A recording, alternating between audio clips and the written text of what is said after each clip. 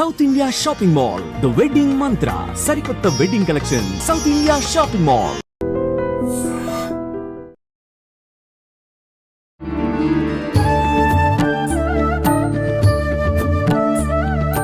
నమస్కారం, welcome to I dream. ధర్మ మార్గం విత్ విజిత కార్యక్రమానికి స్వాగతం.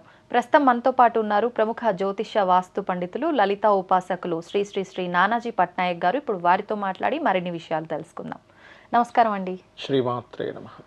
గురుగారు, మనం నక్షత్రాలకు సంబంధించిన టాపిక్లో మాట్లాడుకున్నప్పుడు మీరు ఆఖరణ ఒక విషయం అన్నారు. అంటే ఇదంతా నమ్మిన వాళ్లకు అంత ఇబ్బంది ఏం జరగదు అని చెప్పి ఒక చిన్న మాట అనడం జరిగింది. అంటే అసలు ఆ పరిపూర్ణమైన నమ్మకం అనేది ఎలా కలుగుతుంది భగవంతుడి పైన? అంటే భగవంతుడి పైన నమ్మకం ఉంటే మనకి ఇంత జరగాల్సింది ఉంటే ఇంతటితో పోతుంది అని చెప్పి చాలా సందర్భాల్లో మాట్లాడుకున్నాం మనం. ఈ టాపిక్లో ఒకటే అని కాదు. ఎలా కలుగుతుంది అంత నమ్మకం భగవంతుడి పైన? అంటే లైఫ్లో ఏదో ఒక సిచ్యువేషన్, ఏదైనా ఇన్సిడెంట్ జరిగి నమ్మకం కుదిరితే తప్పితే ఎవరెంత చెప్పినా అది వాస్తవమైన మస్తు చెప్తారులే అనిపిస్తుంది కదా. అసలు ఎలా కలుగుతుంది అంటారు? ఒక్కొక్కరికి ఒక్కో అనుభవం ద్వారా కలుగుతుందమ్మా. అంటే ఎలా అంటే ఇప్పుడు చూడండి, మనకు కొన్ని లైఫ్లో కొన్ని జరిగినప్పుడు, ఇప్పుడు ఎగ్జాంపుల్ హెల్త్ ఇష్యూ వచ్చింది అనుకుందాం, మనం ఏం చేస్తాం, పలానా ట్యాబ్లెట్ వేసుకోగానే మనకు తగ్గుతుంది.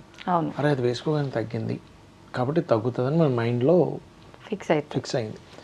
అలాగే ఇంతకాలం మన సనాతన ధర్మం నిలబడి ఉంది అంటే కారణం, మనకి ఏదైనా ఒక సమస్య వచ్చినప్పుడు భగవంతుణ్ణి మనస్ఫూర్తిగా కోరగానే ఆ సమస్య నుంచి ఎంతో కొంత బయటపడుతున్నాడు. అలాగ ప్రతి వ్యక్తి యొక్క జీవితంలో ఖచ్చితంగా అటువంటివి చూశాడు ఏదో ఒక సమయంలో, ఏదో ఒక టైంలో. అది కొంతమందికి 1-2 సార్లు జరిగితే, మరి కొంతమందికి కొన్ని హండ్రెడ్స్ ఆఫ్ టైమ్స్ జరిగి ఉంటుంది. నేను ఒక యంగ్ ఏజ్లో, అంటే 20, 18, 16 ఆ ఏజ్లో ఉన్నప్పుడు నేను ఎక్కువగా బిర్లా మందిర్ వెంకటేశ్వర స్వామిని నమ్మేవాడిని ఎక్కువగా. అంటే ఇప్పుడు నమ్మకం లేదని కాదు ఉద్దేశం, ఏంటో నాకు కనెక్టివిటీ అలా అయిపోయింది. మా ఇంట్లో మా కులదైవం కూడా వెంకటేశ్వర స్వామి, మా ఇంటి దైవం కూడా. అంటే అందరి దేవతలు ఒకటే అని ఫీల్ అవుతాను నేను. ఇప్పుడు అమ్మవారి లలిత అమ్మవారిని పూజిస్తున్నా, ఏదైనా కానీ ఏ అమ్మవారిని పూజించినా కూడా అప్పుడు ఏంటంటే నాకు ఒక ఏదో తెలియని ఒక లింక్. అంటే అలాగా ఈ పని అయిపోతే అయిపోవాలి స్వామి, అయిపోలే చూడు స్వామి అని అనుకునేవాడిని మనసులో. ఆ పని అయిపోయేది. ఆనందంతో పొద్దున్నే 6 o'clock వెళ్ళిపోయేవాడిని బిర్లా టెంపుల్కి. వెళ్ళిపోతే మీరు గమనించండి, ఎప్పుడైనా 6-6:30 టైంలో వెళ్ళి చూడండి, ఒక 10 మంది ఉంటారండి అంత టెంపుల్ మొత్తం కలిపితే, ఎక్కువ మంది ఉండరు. కానీ ప్రశాంతంగా ఎంత బాగుంటుందంటే, అది పాలరాతితో చేసింది కదా, చాలా ప్రశాంతంగా ఉంటుంది. అక్కడికి వెళ్ళి ఒక అరగంట సేపు, గంట సేపు స్పెండ్ చేసి వస్తే ఎంతో హాయిగా ఉండేది. అలా నాకు ఒక 15-18 ఏళ్ళ వయసు నుంచి అలా బిల్డప్ అయినటువంటిది. అలా ప్రతి వ్యక్తి జీవితంలో కూడా ఒక టైం, అంటే నాకు ఇలా జరిగితే బాగుంది అనుకున్నప్పుడల్లా వెళ్తూ ఉంటుంది. కొంతమంది అది కొన్ని అడిగినప్పుడు వాళ్ళకి జరగనప్పుడు, లేదేమో ఏంటి భగవంతుడు నాకు చేయట్లేదని కొంతమంది నెగిటివ్గా వెళ్ళిపోతారు. కొంతమంది దాన్ని పూర్తిగా అర్థం చేసుకొని, లేదు నాకు యోగం లేదు అందుకే నాకు భగవంతుడు ఇవ్వలేదు, ఇది నాకు కరెక్ట్ కాదేమో అందుకు నాకు ఇవ్వలేదు అనేటువంటి దీంట్లో వాళ్ళు ఫీల్ అవుతారు. అయితే ఇక్కడ ఎప్పుడూ కూడా మనకు పరిపూర్ణమైన నమ్మకం కలగాలి భగవంతుడి మీద అంటే, ముందు మనం భగవత్ సంబంధించినవన్నీ వినాలి. ఒక మహాభారతం, ఒక రామాయణం, ఒక భగవద్గీత, ఇతిహాసాలు, పురాణాలు అన్నీ మనం చదివితే వింటే అప్పుడు ఏమవుద్దంటే, ఫస్ట్ మనకి మైండ్లో ఒక ఫీల్ వస్తుంది. వచ్చినప్పుడు మీరు చేసే పూజ కూడా ఎలా చేస్తారంటే, అప్పుడు కూర్చునేటప్పుడు ఇప్పుడు చూడండి, మనం ఒక మినిస్టర్ ముందు కూర్చుంటున్నాం, ఒక పిఎం ముందో, సీఎం ముందో, లేకపోతే పెద్ద ఆఫీసర్ ముందు మనం ఎలా కూర్చుంటామండి, ఎలా పడితే అలా కూర్చోం. చాలా అలర్ట్గా కూర్చుంటాం, రెస్పెక్ట్గా ఉంటాం.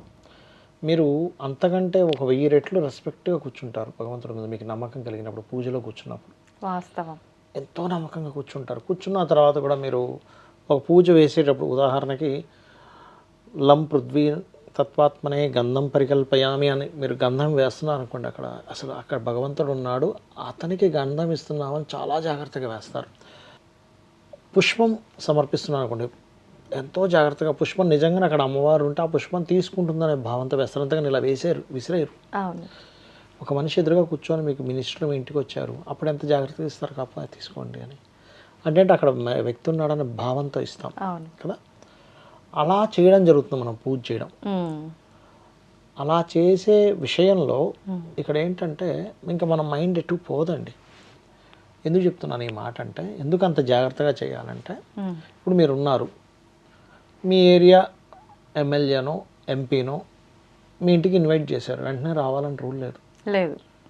వాళ్ళకి పని ఉండొచ్చు, అవసరం లేకపోవచ్చు, ఇప్పుడు వీళ్ళ ఇంటికి ఏం పోతాం అనుకోవచ్చు, ఏదో అమ్మో ఇంపార్టెంట్ అనుకుంటే రావచ్చు. ఒక సీఎం కావచ్చు, పిఎం కావచ్చు.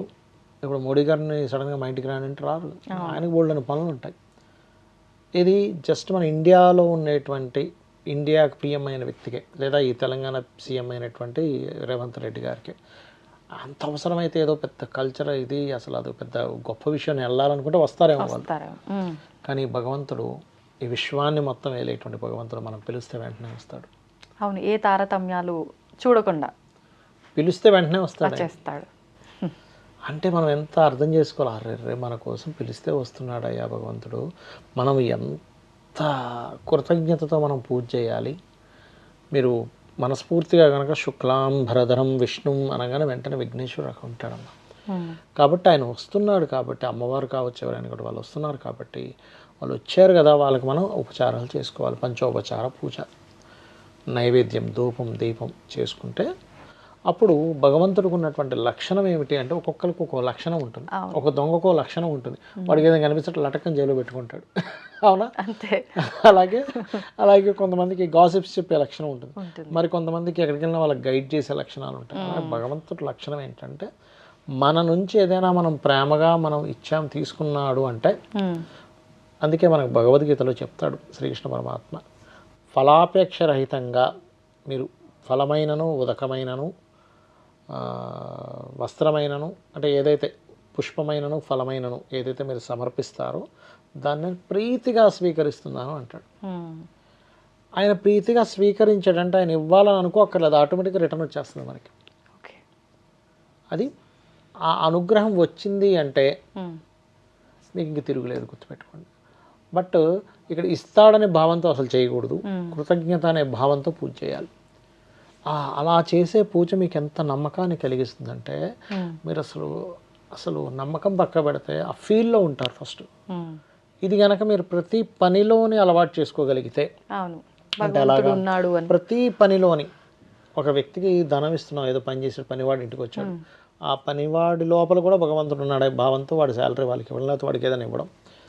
ఒక డ్రైవర్ వచ్చాడు, డ్రైవర్ నడిపే భగవంతుడు నాకు ఈ డ్రైవర్ని చక్కగా పెట్టాడు, శ్రమ తగ్గించాడు, నిజంగా భగవత్ స్వరూపమే కదా అనుకునే భావంతో. అలా ప్రతిదీ మీరు కనుక అది అలవాటు చేసుకోమని శ్రీకృష్ణ పరమాత్మ చెప్పాడు మనకి. ఎలా అంటే, మీరు చేసే ప్రతి పనిని నాకు గనక సమర్పించినట్లయితే మీకు పాపం అంటదు.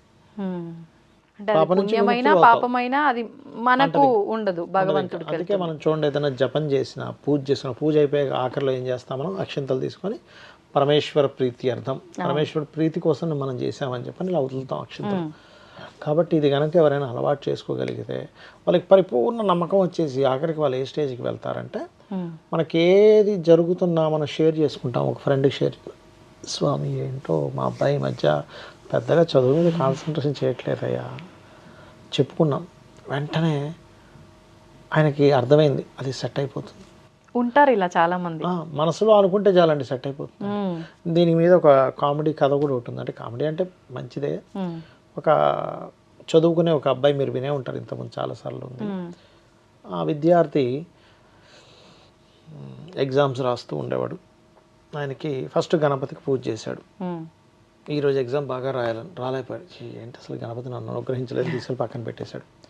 తర్వాత ఇంకొక వెంకటేశ్వర స్వామికి చేశాడు, ఆ రోజు సరిగ్గా రాయలేకపోయాడు, పక్కన పెట్టేశాడు. ఈ దేవుడు కూడా నన్ను కరించలేదు. తర్వాత ఇంకొక దేవుడికి, అలా ముగ్గురు నలుగురు చేశాడు. వీళ్ళు ఎవరు కాదని పక్కన పెట్టేసి ఇంకో దేవతకి చేయడం మొదలుపెట్టాడు. ఈ పొగ ఏదైతే అగరబత్తీలు వెలిగించాడో, ఈ పొగ ఇలాగా వెళ్ళి వెనకాతలు ఉండే దేవతలకి వెళ్ళిపోతుంది. వెంటనే బట్ట తీసుకొచ్చి ఆ దేవతల ఫోటోలు కన్నిటికి కట్టేశాడు. మీరు మాత్రం అనుగ్రహించారు, నా పొగ నేను చేసే ధూపం మాత్రం మీకు కావాలా అని.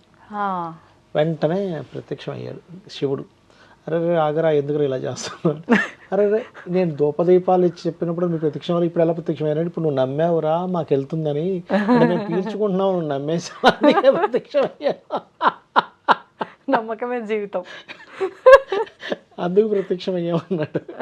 అలా ఏంటంటే మనం నమ్మకంతో చేస్తే అది ఖచ్చితంగా పనిచేస్తుంది. అందుకే శ్రీకృష్ణ పరమాత్మ చాలా స్పష్టంగా 4 విధములైనటువంటి పుణ్యాత్ములను ఆశ్రయిస్తున్నారు. ఆర్తులు, జిజ్ఞాసులు, అర్ధకాములు, జ్ఞానులు. ఆర్తితో, జిజ్ఞాసతో, అర్థము కాము, నాకు డబ్బులు కావాలి, ఇది కోరిక తీరాలి, దానికోసం చేసేవాళ్ళు ఉంటారు తెలుసు ఆయనకి. వారిని ఆయా విధములుగా నేను అనుగ్రహిస్తున్నా అన్నాడు. ఇప్పుడు తల్లి అందరికీ తెల్లే. అవును. వీడు నల్లగా ఉన్నాడని నా పిల్లడు కాదన్నదు, వీడు పొట్టిగా ఉన్నాడని నా పిల్లడు కాదన్నదు, వీడు చేయి బాగాలేదని పిల్లడు కాదన్నదు. అలాగే భగవంతుడు అందరినీ చూసుకుంటున్నాడు. కాకపోతే ఎవరైతే జ్ఞానంతో పూజిస్తున్నాడో ఆ జీవుడు మాత్రం అతన్ని పొందుతున్నాడు. ఓకే. అది ప్రతి ఒక్కరు దృష్టిలో పెట్టుకోవాల్సిన విషయం, భగవంతుడిని నమ్మితే ఖచ్చితంగా దాని ఏదైనా తగ్గట్టుగా జరుగుతుంది. ఉన్నాడు భగవంతుడు. ఉన్నాడు. అయితే ఇక్కడ మనం పిల్లలకు కూడా మనం ఒక రాంగ్ ఇది చెప్తున్నాం. అన్నీ చేస్తాడు భగవంతుడు, అసలు అలా చెప్పకూడదు. నీకు అన్నీ ఇచ్చేది ఆయనే, కానీ నువ్వు దేనికి అర్హుడు అయితే అది మాత్రం ఖచ్చితంగా ఇస్తాడని చెప్పాలి. అవును, లేదంటే తెలియకుండానే మనం వాళ్ళని ఒక రకంగా రాంగ్ రూట్లో తీసుకెళ్ళినట్టు అవుతుంది. కరెక్ట్ అండి, ధన్యవాదాలండి. శ్రీమాత్రే నమః. దీన్ని తవ్వండి, తవ్వుతూనే శివలింగం. సరే దాన్ని అట్లా కప్పేసేయండి, చూపించదండి. Krishna is there. మూర్తి పూజ కాదు, సాక్షాత్ బ్రజేంద్ర నందన భగవాన్ ఉన్నారు మూర్తిలో. ఏమీ ఆశించకుండా ఆరాధించే వాళ్ళు కూడా ఉన్నారా ప్రభుజీ? నిజమైన భక్తి అంటే మనకు తెలియదు కాబట్టి